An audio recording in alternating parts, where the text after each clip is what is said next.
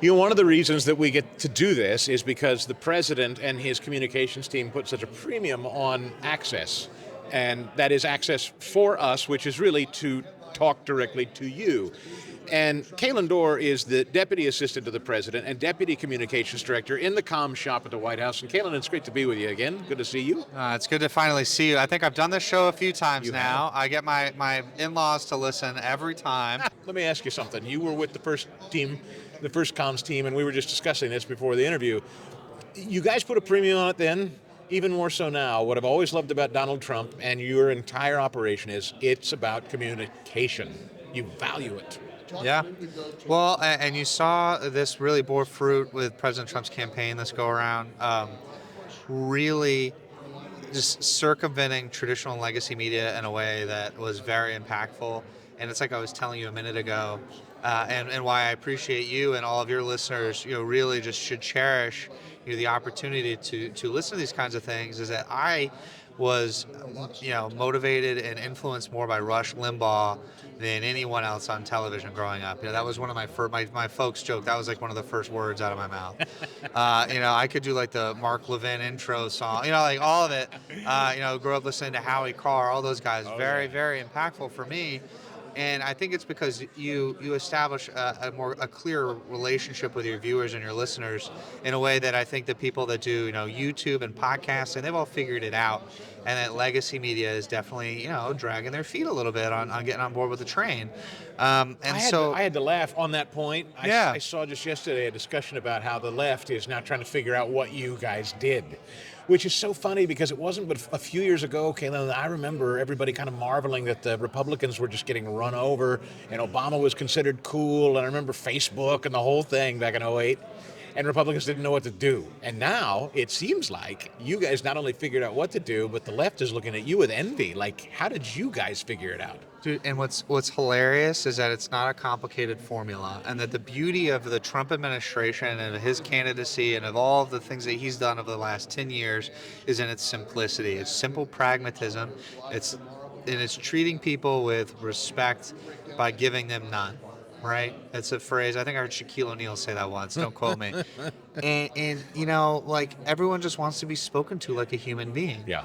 And the opposition to this, or opponents of the administration's agenda, the way they feel the way they do is grounded in this belief that they win when you feel alone, Chris. Yes. So like when you're the only person who thinks, prays, feels, eats, belches, whatever way that you do, you feel more prone to, adhering to their, cultural norms, their ideology, their policy agenda, and all of it is geared to kind of perpetuate that. Whereas the Trump administration and the campaign and everything he's done, like I said, has been about knocking down barriers, providing transparency, simplifying everything, and just simply being pragmatic. Things like, what Doge is doing, right? Yep. They're going out there and they're saving the American taxpayer untold sums of money by cutting fraud, waste, and abuse, right? Yep. It's simple.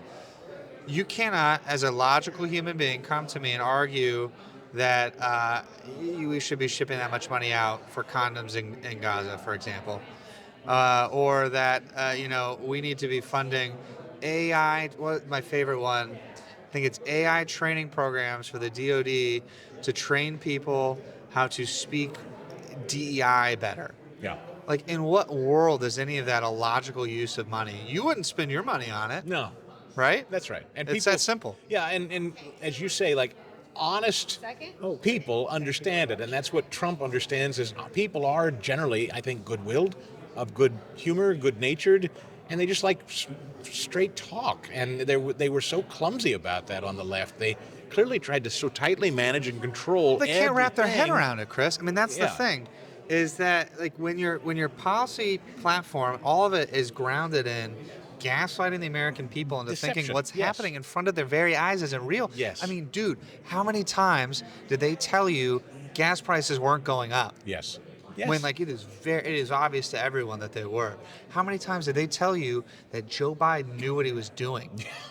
I mean, just to take it a scale, like a step back. No one would ever do this in that administration. They would never Right. make the White House open to media. And that was the thing about the first, I'll tell you the great story. The first time you guys were good enough to invite us in the first term, I was not slated to talk with the president. He had come in and he was doing interviews with others. I was just seated, waiting, because I had talked with the vice president, but not him.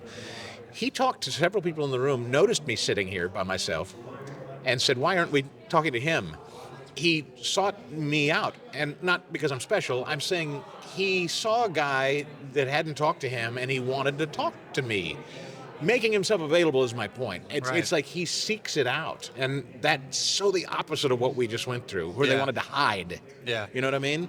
That Well- seems to be your MO for everything you guys are doing, is my Well, point. the theme ultimately, I'm kind of out here seeding this out there. I don't know that everyone agrees with me, but the theme of the first 30 days, and I hope it continues. I obviously can't speak for how the president's going to do this, but the theme of the first 30 days has been America is back in the most unapologetic, irreverent way possible. We are back. We're here because think about it.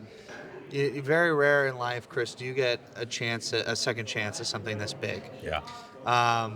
And President Trump is here having thought very carefully about what policy proposals we want to put forth early, where we want things to go, what the legacy of this administration is going to be.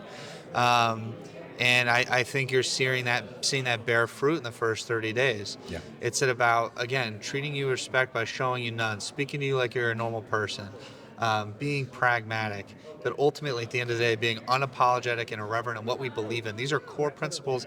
And also, dude, not to get crazy, he's just doing what he said he was going to do. Yeah. Yep. And that's so disarming from a messaging front.